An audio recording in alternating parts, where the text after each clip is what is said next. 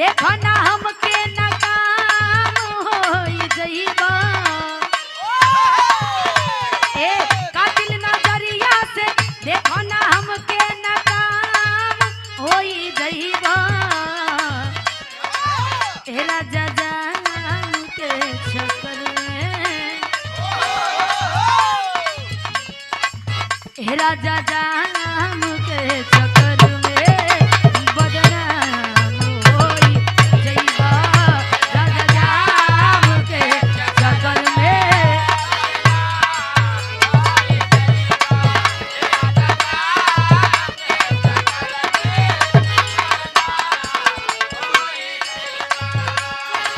कह दिया। जब ज्यादा लोग परेशान हो जाला तो का करेला बगली के